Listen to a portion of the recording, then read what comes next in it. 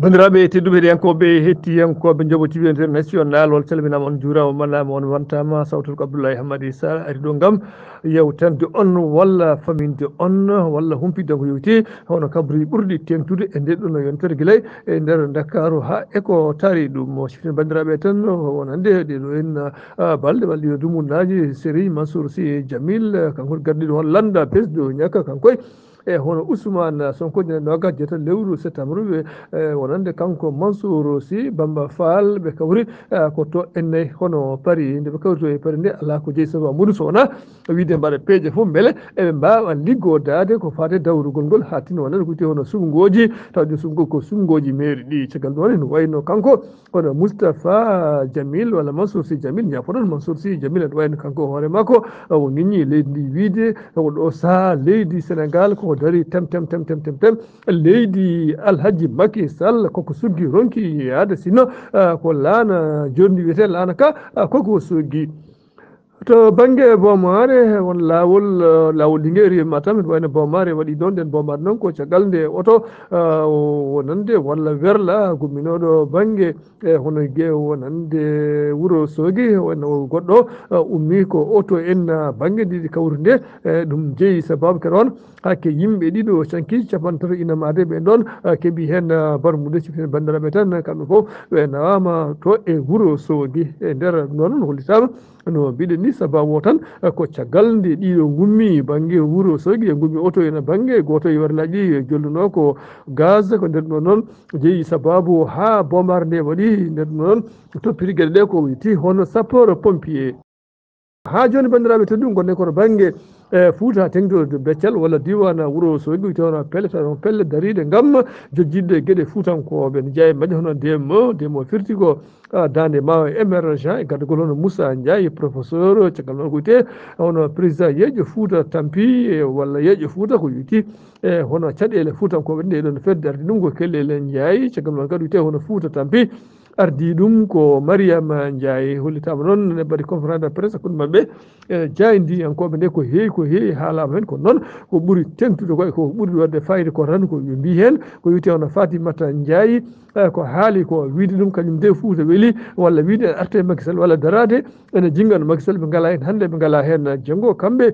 fedde nde wonande hono ɓe gondunoɓe kamɓe hono Fatimata Ndiaye yimɓe wodduɓe makko ɓe ɓen ɗon e koye mbi ko ngala e makko hande ngala hen janggo kala ko haali ko hoore makko tan haalani ko dey wona kañum en sen dottima caggal seɗen wayno kanko hono Fatimata Ndiaye wonno konngol aali bandel ñang jaydiyanke joɗaniɗo hono TFM to ene wuuro Sogui saktinno konngol wiide o yeehi nder Fouta kala ko ɗum konngol o haalno ngol fewani o moƴƴitino wiide Fouta ene weeli Fouta ene weeli ene Fouta ene weeli e caggal maɗen wayno kanko Fatoumata Ndiaye holliti o wi o meeɗani wiide noon ko aali bandel ñang jaydiyanke ko kañum wayli konnguli makko ɗi e nder ɗum ɗon noon ɓoyani seeɗa balle debɓe fawti hen kanko Fatoumata Ndiaye holliti o wi kanko dey nde ɗon fedde Fouta Tampi o yalti o woppi o gueddi o wonta hankkadi darade gam haalde ko wiyete hono gueɗe muɗum tinen bandiraɓe pamen tan hollitama kanko hono Fatimata Ndiaye omo jogui hono werlaji ɗiɗi wala mo rokkimo ɗum so wona hono laamu caggal nde o rutti o hulti o ñamti konngol makko e nder ɗon hollitama kadi hono facture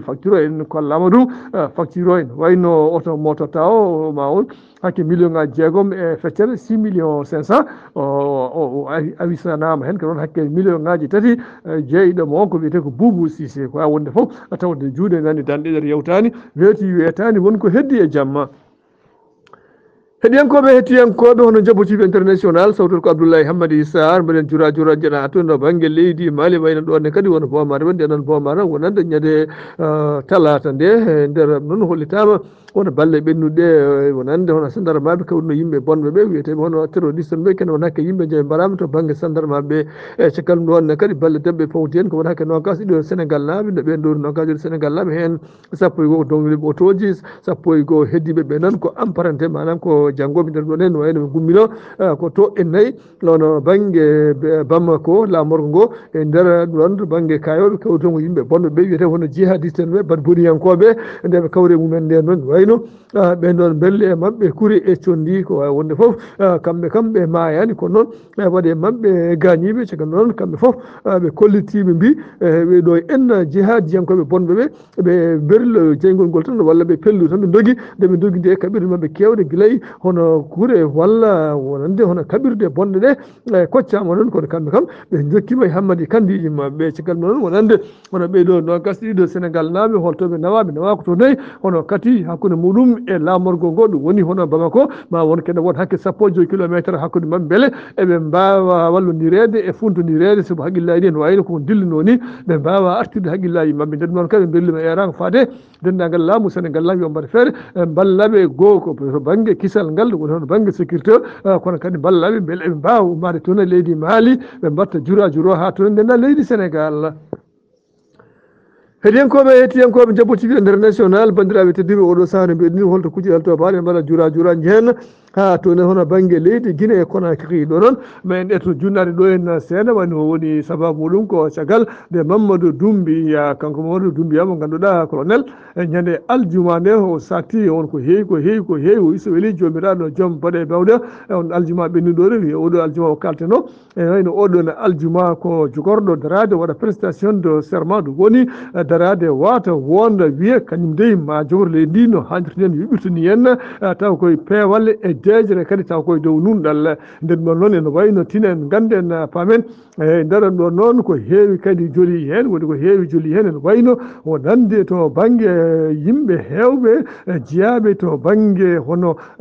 FNDC ko fedde daride lundinde wiide alay saago démocratie potal waɗe e nder leydi ndi yoggay mabɓe dognoɓe kañumen gattirama nder leydi ndi taw ɗum fof ala ko jeeyi sababu muɗum so wona hono oɗo ene Mamadou Doumbia caggal mbaɗe kadi wonande guenale ɗe o yeehi toon kanko Mamadou Doumbia certainement ko molanago moole to wala ko jeeyi sababu muɗum so wona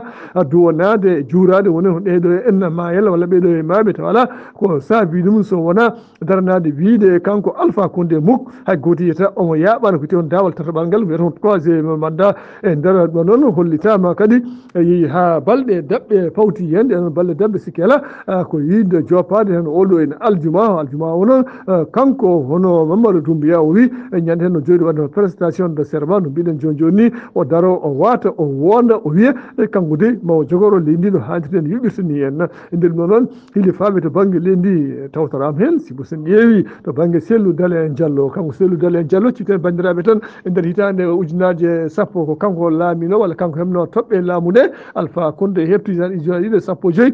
ko nonne kadi o fooli Alpha Condé hefti e nder hita ujunaje nogas 2020 nonne kadi o heeɓi laamu hepta juuɗe makko ha laaɓi nden mo noon kanko oɗo Mamadou Doumbia e oɗo saaha tinen gandude ñande aljuma nde o waɗi prestation makko ɗo serment nden noon hollitama ke won hakke leyɗele nogas keeɓi hen tawtorede ko noon dendagal jeeyaɓe hono CEDEAO hay ambassadeur mumen goto arani tawtorede so wona ambassadeur leydi Mali goto on noon heeɓi tawtorede kono heddiɓe foof hay goto e mumen jaɓɓani tawtorede siften bandiraɓe tan jeeyi sababu muɗum ka caggal noon kamɓe wonande hono CEDEAO mbi kamɓe de koɓe gonɗinani wonande to banggue laamu ngu ɓe gonɗinani hono laamu oɗo en Mamadou Doumbia nden ɗon noon Mamadou Doumbia kañumen jaabiɓe wiɓe kañumen de kala kene taƴa wona CEDEAO taƴata ko taƴata ko leydi Guinée kañumen tumni kono banggue leydi Guinée